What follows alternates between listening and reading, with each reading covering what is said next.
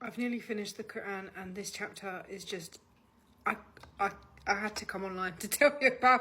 I believe that these few ayats that I've just read in Surah, the Sun, Surah number 91, I believe they are the best and most powerful selection of ayats or run of ayats that I have read so far, and it sums everything up for me, and it sums human life up, and it sums the soul up, and it sums, in how I see it anyway, it sums up Allah's intention in creating us. It sums up why we are here. It sums up what we need to do in this section. Okay, I'm going to read it.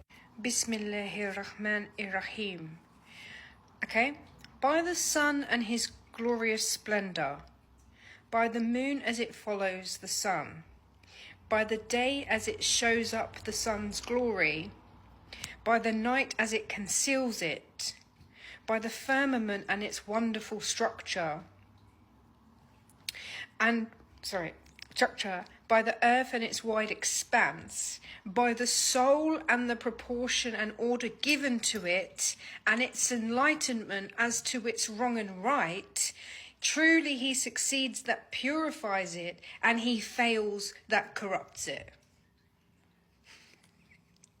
Mic drop.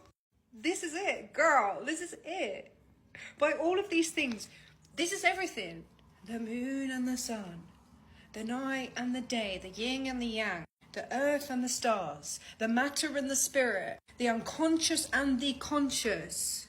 The unconscious, the moon, what lays underneath, the night, the feminine, the yin, and the conscious, the sun, the masculine, the consciousness, the black, the yang, the white is the yin. By all of this, and by our souls and the proportion and the order that God has given it to each and every single one of us, the sun is out. And to its enlightenment,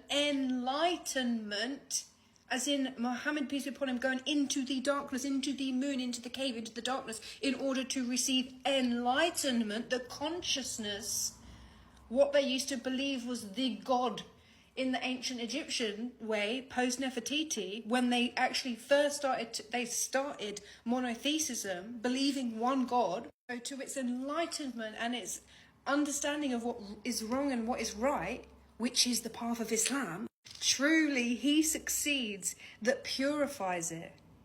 In other words, who understands it, who makes clean, who comes into balance.